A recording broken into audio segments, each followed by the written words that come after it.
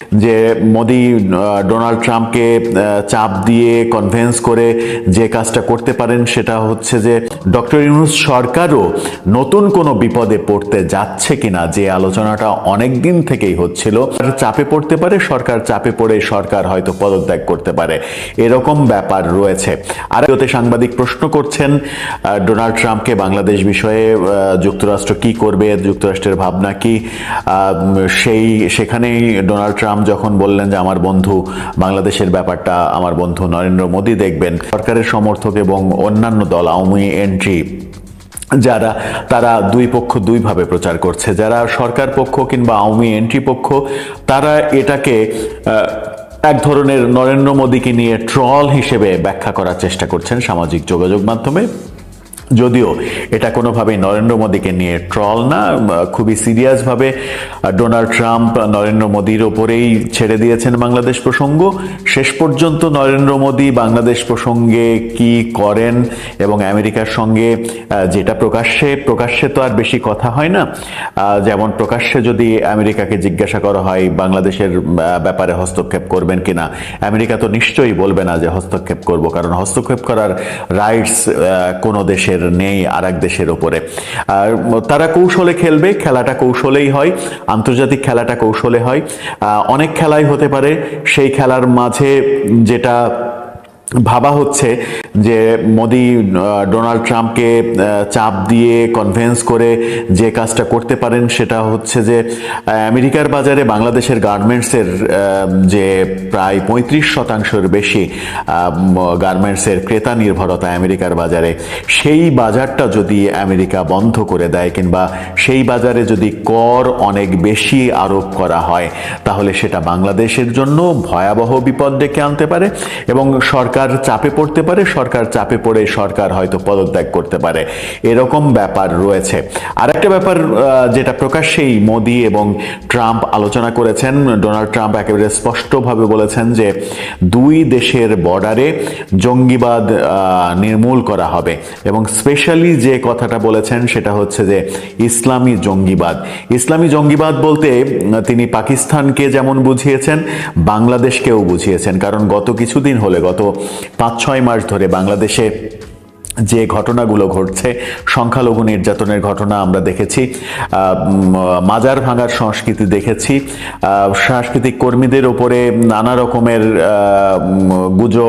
গজব নাজিল হতে দেখেছি, সাংস্কৃতিক কর্মীরা নানা কাজে যে বাধা পেয়েছেন, সাংস্কৃতিক কর্মীদের উপরে আক্রমণ করা হয়েছে, শিল্পকলায় আক্রমণ করা হয়েছে, এরকম যে ঘটনাগুলো ঘটছে সেই ঘটনা ইসলামী জঙ্গিবাদকে লালন করে, এরকম আখ্যা কিন্তু আন্তর্জাতিক পরিমণ্ডলে বাংলাদেশ পেয়ে যাওয়ার সম্ভাবনা রয়েছে।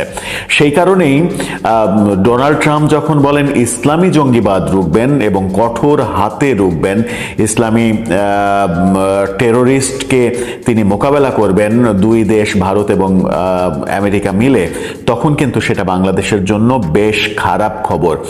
বাংলাদেশে চলমান ব্যাপারগুলো যদি চলতে থাকে, সেগুলো যদি নিরসন না হয়, তাহলে বাংলাদেশের জন্য ওই দিক থেকে একটা বড় চাপ চলে আসবে। যদিও ইসলামী জঙ্গিবাদের ব্যাপারটা যে শুধুমাত্র ডক্টর ইউনূস সরকারের আমলেই মাথাচাড়া দিয়েছে সেটা না, এর আগেও আমরা বিভিন্ন সরকারের আমলে দেখেছি, বিএনপির আমলে দেখেছি, আমরা বাংলা ভাইয়ের উত্থান দেখেছি, আমরা উদীচীর অনুষ্ঠানে বোমা হামলা দেখেছি, আমরা পয়লা বৈশাখের সকালের অনুষ্ঠানে ছায়ানটের প্রোগ্রামে বোমা হামলা দেখেছি, এরকম আমরা 21শে আগস্টের আওয়ামী লীগের ওপরে গ্রেনেড হামলা দেখেছি, অনেক ঘটনায় দেখেছি যেটার সঙ্গে ইসলামী জঙ্গিরা জড়িত বলে বিভিন্ন তদন্তে বিভিন্নভাবে উঠে এসেছে। এই কারণেই বাংলাদেশে কোনোভাবেই এর আগের সরকারগুলো এই ব্যাপারে খুবই সচেতন থাকার চেষ্টা করেছে। যদিও বিএনপির উপরে এরকম অভিযোগ আসে যে বিএনপি অনেককে মদত দিয়েছে, ইউনূস সরকারের আমলে সেটা আরো বেশি মাথাচাড়া দিয়েছে। আমরা বইমেলাতে আক্রমণ দেখলাম, এই কারণেই যেটা হতে পারে সরকারকে চাপে ফেলার একটা কৌশল আমেরিকা নিতে পারে যে জঙ্গিবাদকে পৃষ্ঠপোষকতা দেয়া যাবে না। বাংলাদেশের মানে সারা দেশে যেভাবে মব কালচার তৈরি হচ্ছে সেটাও জঙ্গিবাদের একটা পার্ট বলে অনেকে মনে করেন। সেই ব্যাপারগুলো যখন আলোচনা হচ্ছে তখন এটাও আলোচনা হচ্ছে, বিশেষ করে সরকার পক্ষ বলার চেষ্টা করছেন যে ইলন মাস্ক ডক্টর ইউনূসের সঙ্গে কথা বলেছেন, নবদিগন্ত উন্মোচিত হচ্ছে আমেরিকার সঙ্গে বাংলাদেশের সম্পর্কের। কিন্তু ইলন মাস্ক ডক্টর ইউনূসকে কেন ফোন দিলেন? রাষ্ট্রীয় কোনো কাজে? আমেরিকার রাষ্ট্রীয় কোনো বার্তা দিয়েছেন কিংবা বাংলাদেশের রাষ্ট্রীয় কোনো বার্তা নিয়ে কথা বলেছেন? যতটুকু খবর শোনা যাচ্ছে ইলন মাস্ক ব্যবসায়িক কারণে, তার নিজের ব্যবসায়িক কারণে ডক্টর ইউনূসকে ফোন দিয়েছেন, যেমন তিনি বিশ্বের বিভিন্ন দেশের সরকার প্রধানকে ফোন দিয়েছেন। ইলন মাস্কের কোম্পানি স্টারলিংক, সেই কোম্পানি নতুন স্যাটেলাইট ইন্টারনেট এনেছে বিশ্বের বিভিন্ন দেশে, সেটা প্রতিষ্ঠিত হয়েছে। পার্শ্ববর্তী দেশ ভুটানেও সেটা চালু হয়ে গেছে স্যাটেলাইট ইন্টারনেট। সেই স্যাটেলাইট ইন্টারনেট স্টারলিংয়ের বাংলাদেশে অনুমোদন নিয়ে ডক্টর ইউনূসের সঙ্গে কথা বলেছেন বলে বিভিন্ন ঘনিষ্ঠ সূত্র সেরকম খবরই দিচ্ছে। অর্থাৎ ইলন মাস্কের সঙ্গে ডক্টর ইউনূসের কোনো রাষ্ট্রীয় প্রোটোকলের কথা হয়নি। এক দেশ আর এক দেশের সঙ্গে কথা হচ্ছে সেরকম কোনো কথা হয়নি। ইলন মাস্ক একজন ব্যবসায়ী, তার ব্যবসার জন্য বা তার কোম্পানিকে নিয়ে, কোম্পানির একটা অনুমোদনের জন্য, বাংলাদেশে ব্যবসা চালানোর জন্য ডক্টর ইউনূসের সঙ্গে কথা বলেছেন বলে শোনা যাচ্ছে। সেটা যদি হয় তাহলে ইলন মাস্কের ডক্টর ইউনূসের সঙ্গে ফোনালাপ কোনো তাৎপর্য বহন করে না রাষ্ট্রীয় ক্ষেত্রে। সেই কারণেই অনেকে বলছেন যে ইলন মাস্কের সঙ্গে ফোনালাপের ব্যাপারটা ফলাও করে সরকার যখন প্রচার করছে তখন এটা শাক দিয়ে মাছ ঢাকার মতো অবস্থা করছে। কিন্তু ওদিকে ডোনাল্ড ট্রাম্প এবং নরেন্দ্র মোদী যে খেলা শুরু করলেন কিংবা করছেন বলে আভাস পাওয়া যাচ্ছে, যেরকম এগ্রেসিভ বাক্য তারা প্রয়োগ করেছেন দুই প্রেসিডেন্ট, এবং যেভাবে বারবার ডোনাল্ড ট্রাম্প নরেন্দ্র মোদীকে মাই ফ্রেন্ড এবং পৃথিবীর সব থেকে বড় গণতান্ত্রিক দেশের রাষ্ট্রপ্রধান এবং 12 বছর শাসনে ম্যাজিক দেখিয়েছেন, ভারতকে চেঞ্জ করে ফেলেছেন, এরকম নানাভাবে প্রশংসা করেছেন নরেন্দ্র মোদী, তখন খুব সহজেই বোঝা যায় যে নরেন্দ্র মোদী একটা ফ্যাক্ট আমেরিকার কাছে।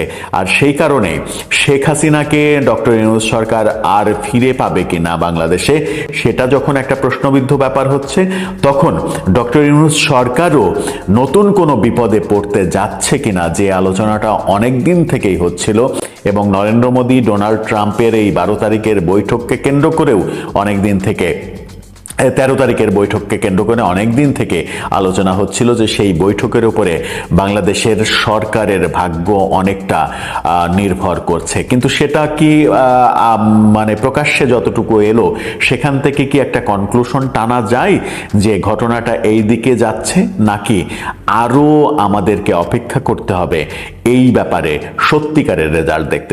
মার্কিন প্রেসিডেন্ট ডোনাল্ড ট্রাম্পের একটি প্রশ্ন বা উত্তরকে ঘিরে একেবারে টালমাটাল অবস্থা চলছে বাংলাদেশের রাজনীতিতে।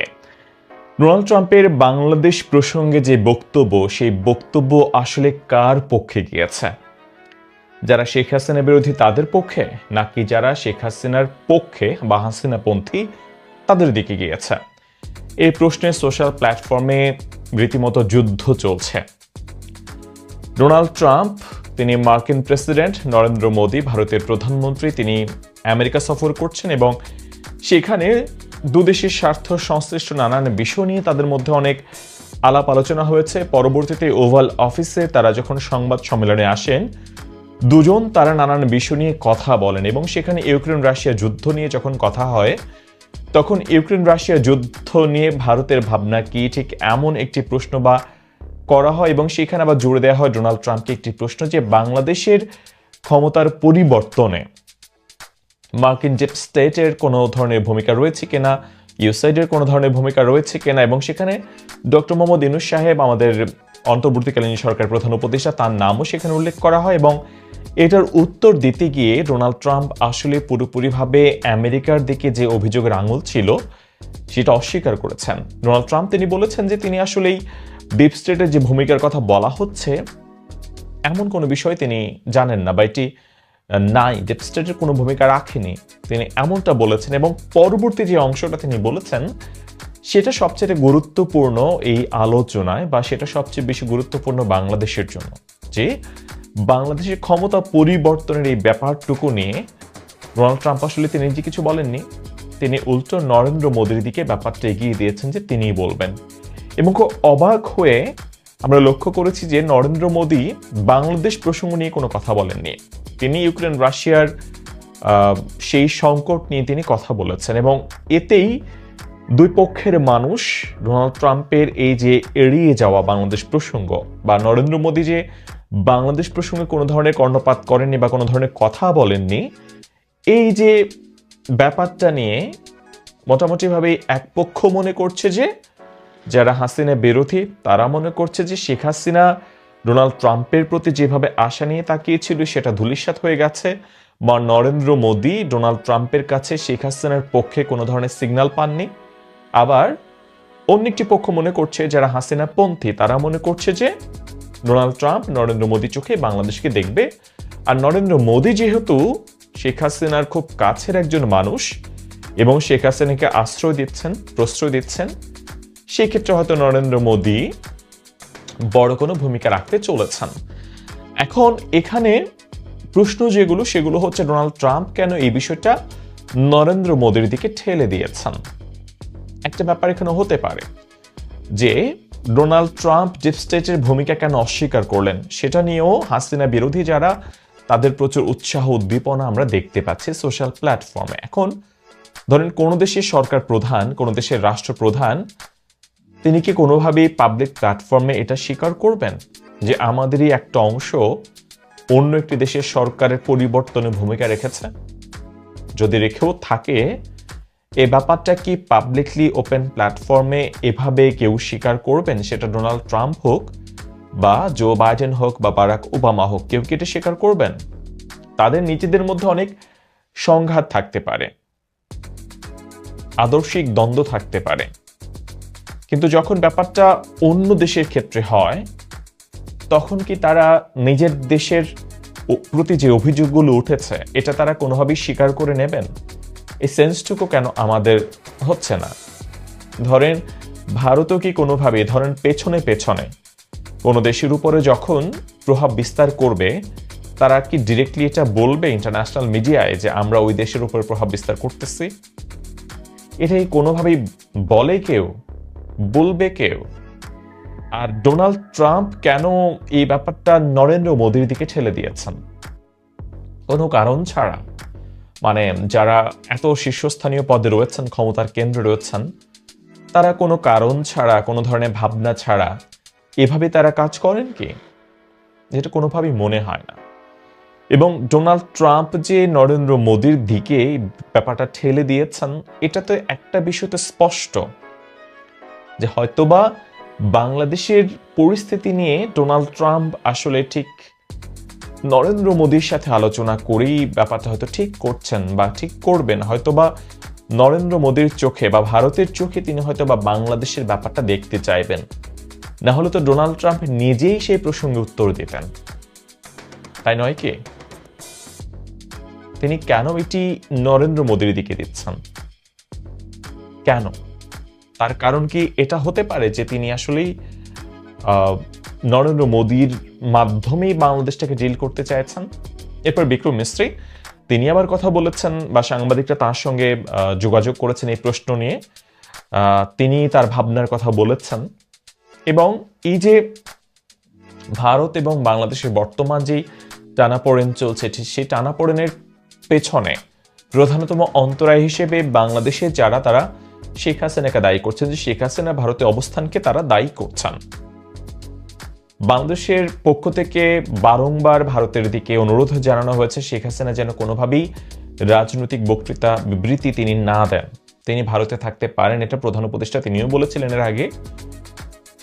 তাকে চুপ থাকতে হবে, মানে শেখ হাসিনাকে চুপ থাকতে হবে। কিন্তু আমরা দেখেছি শেখ হাসিনা আসলে চুপ থাকছেন না, তিনি নানান ইস্যুতে নানানভাবে তিনি কথা বলেন। কখনো তিনি ফেসবুকের লাইভে আসেন, অডিও লাইভে অফকোর্স, কখনো তিনি ভাষণ দেন, আবার কখনো কখনো তাকে আমরা তার নেতাকর্মীদের দুঃখ দুর্দশার কথা শুনতে পাই। এখন শেখ হাসিনা একজন বড় একটি দলের রাজনৈতিক নেতা, তার বিরুদ্ধে গুম খুন সহ হত্যা সহ গণহত্যা সহ নানান অভিযোগ রয়েছে।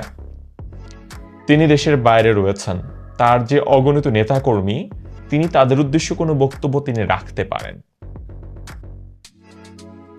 তার বক্তব্যে তিনি হিংসাত্মক কথা, ধ্বংসাত্মক কথা, উস্কানিমূলক কিছু বলেন কিনা সেটা হচ্ছে কনসার্নের বিষয়। কারণ দেশের শান্তি বা দেশের শৃঙ্খলার বা বিশৃঙ্খলা সৃষ্টির জন্য যেন তার কোনো বক্তব্য দায়ী না হয়, এই ব্যাপারটা অনেকেই খুব মনোযোগের সাথে লক্ষ্য করার চেষ্টা করছেন। এবং সরকারের দিক থেকে ভারত সরকারকে অনুরোধ জানানো হয়েছে বারংবার, কিন্তু আমরা দেখতে পাচ্ছি যে ভারত সরকার এই ক্ষেত্রে অনেকটা বাংলাদেশ সরকারের কথা গুরুত্ব দিচ্ছে বলে খুব একটা মনে পড়ছে না। কারণ যদি গুরুত্ব দিত তাহলে শেখ হাসিনা কি করে ব্যক্তিগত যোগাযোগ যন্ত্র ব্যবহার করে, যেটা ভারত দাবি করছে, সোশ্যাল প্ল্যাটফর্মে তিনি কি করে